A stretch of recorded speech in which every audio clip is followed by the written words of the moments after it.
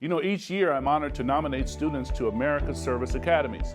These iconic institutions offer students an excellent and free education while serving our country. All graduates are commissioned as officers in the U.S. military, putting them on a path to honorable public service and a rewarding career. You are the future leaders of our country, and I want to invest in your success.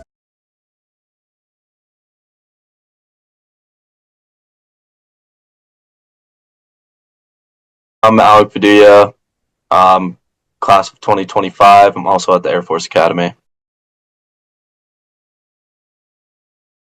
Okay, I am Cadet 4th Class Mohammed Khalik. I am currently a freshman at the United States Air Force Academy. My hometown is Indianapolis, Indiana.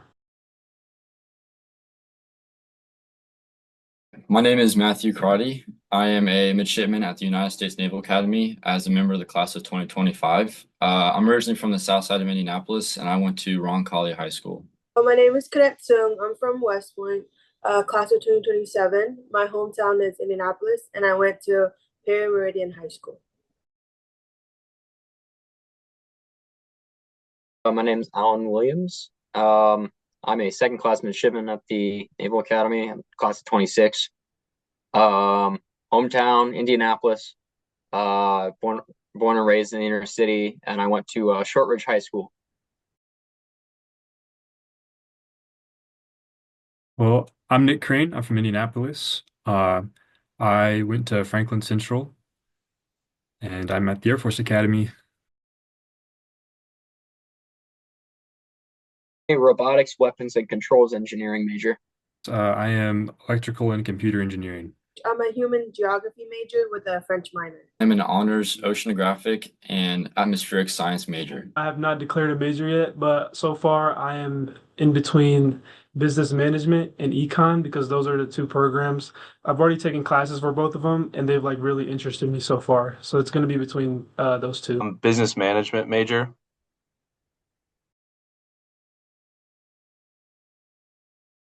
Essentially, I wanted a experience that was unlike any other college experience out there. I wanted the challenge, the rigorous aspects of the academy provides. Yeah, really, I just wanted something different. I wanted something challenging, and the academy was either the academy or ROTC were the two biggest things that I saw.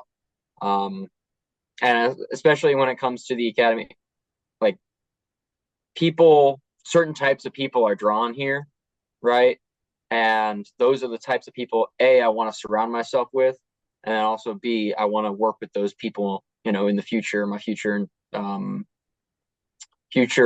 leadership. I was applying to colleges, and I came across the service academies. When I first visited my junior year, I didn't really think about applying here, but I noticed that my resume seemed to line up with what they were looking for in applicants. And the more I learned, I saw more and more tremendous opportunities. I thought being a pilot would be really cool, and there's no better place to go for that than here. I think in Indianapolis, especially, there's a big Chin and Burmese community.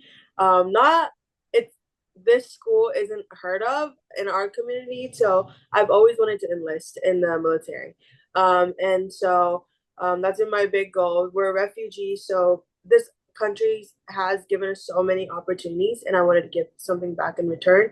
So I didn't know about this place. And so I was talking to my teacher, my English teacher actually, and I was telling her my dreams of enlisting and one day even become an officer. And she was like, "Hey, did you know that there's a school for people like this who are in good academic standing and are physically fit? It's called West Point." And I was like, "Oh, what is this place?" And I'm really, really interested. And so after I realized, I did my own research and saw the opportunities this place offered, I was like, I want to go here.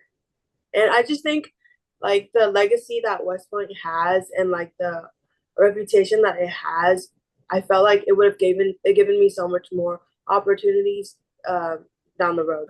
I wanted the challenge. I had heard about it from a friend of mine in high school, and that led me to visiting it with my dad sophomore year and just looking it up online and figuring out more about it. And it seemed like the perfect place for me to challenge myself while also being able to serve my country, which is an idea that I kind of had for quite a while throughout high school, but I didn't really know the right way until I, looked into and found out about the academy. So the motivation for me was really my dad. My dad had always kind of pushed me to, to always think about joining the military and serving my country in some way.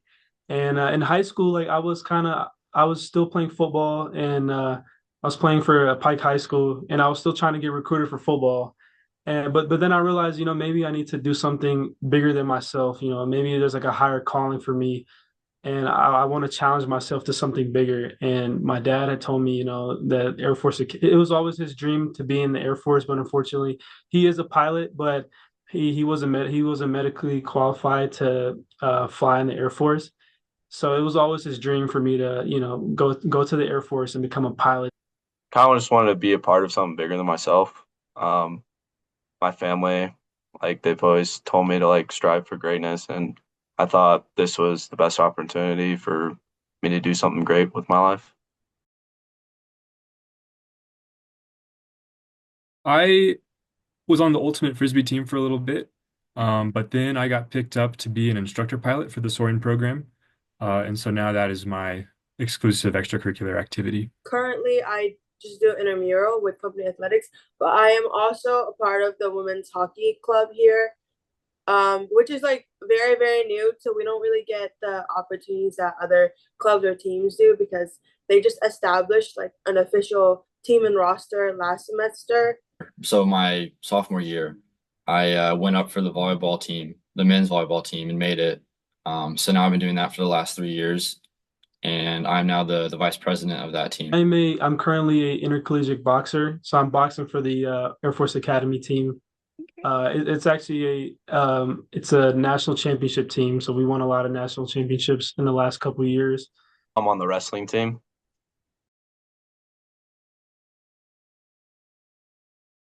I'll be second lieutenant in the Marine Corps by Commissioned Marines, and an ensign in the Navy. If I go to the Army, it's also Marine Corps ranks essentially. Next year, I'll be like doing a training for 6 months to a year here in Peterson Space Force Base. It's still in like Colorado Springs area, and I'll basically just be doing like an internship for all the 3 different jobs they offer. And then once I'm done with that year, then they'll basically assign me the specific job that I have to do. So I'm very dead set on after graduating. I really want to get my pilot slot from here. I want to fly fighters. So that is my main goal. We actually just put in, as like seniors, we just put in our preferences only a couple weeks ago, and we're waiting until November now to find out our final assignment, basically. And for mine, I put METOC #1, which stands for meteorology and oceanography. In short terms, I call it the weatherman of the Navy. This past summer, I got to go on a destroyer based out of Japan. I ended up getting to visit Korea, and I ended up, visiting Japan, just having a blast while also like getting to see what my potential job is in the future. Is the instructor pilot program, the soaring program. It's a tremendous opportunity. We are the youngest instructor pilots in the Air Force. I get to travel so much for it. We go on TDY once or twice a year, and there's nothing like it. It's crazy. The squadron is a great place to be. Everybody is so supportive. I wouldn't trade it for anything else. Joining clubs. These clubs offer so many opportunities like trip sections. I have a trip section coming up where I'm going to New York City to try out foods, which is crazy. It's not even academic or like any military, but the club itself gives you the opportunity to try out food.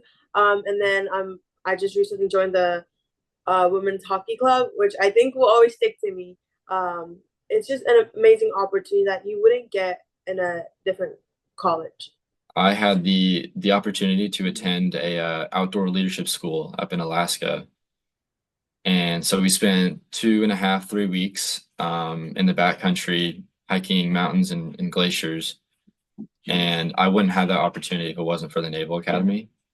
So I'm incredibly grateful for that chance. And without a doubt, that was the coolest thing I think I've ever done. Ops Air Force, and it's basically it's at the end of your sophomore year going into junior year summer, and the like academy pays for like a group of people to go out to a like Air Force base around the world, around the country, and you basically just get to see what they actually do in like the operational Air Force and like see what the day-to-day life is after you leave the academy.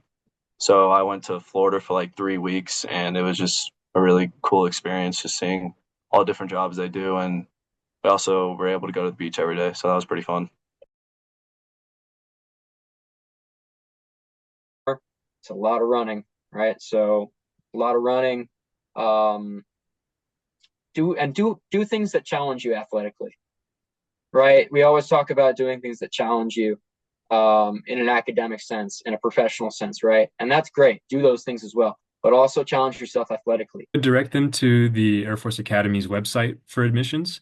It has a very detailed step-by-step process. It's a little different than when I applied 4 years ago, but they do a really good job of breaking it down into small steps because it's a little bit more involved than a typical college application, but I think that it's worth it, more than worth it to apply. I would honestly look at my academics and my physical standing. It's very, very, very important here. And then your application process, it's such a competitive field. So I would make sure like I'm at least, even if I'm not involved in any specific sport, I'm at least keeping myself physically fit. And then I'd make sure that I can at least maintain a 3.8 GPA for junior year to senior year. And then start kind of looking at like my congressman's websites and see how I could enter the nomination process. I had initial interest. I went to the website, read through all the information, and it just laid out all the deadlines for me, which made it easier. Even though I know some people can think it's like a very lengthy process, but if you kind of like start a little bit earlier, or maybe earlier than I did, it'll go pretty like easy for you because it lays out everything that you need to do. Mine was kind of like different than most people because I was recruited to go to wrestling. So the coaches kind of just like reached out to me. But if they want to like just apply by themselves, I would say they should check out online, like check out the Air Force Academy website. And I'm sure there's like some webs or like web page that will walk you through on what you need to do if you actually want to apply. The best place to start would really just be the website. It's a great resource for everything you need to know about the academy. A great page about getting started and what you need to do to get started. More than that, though, there's online you can search up the Service Academy forums, and it is a incredible resource for asking questions, getting answers. There's a massive database of threads of questions and answers already on there. You really just type in Service Academy forums, and it's the first link. And I mean, everything on there from the start of the process to the end, to even life at the academy, has been asked about and answered on there.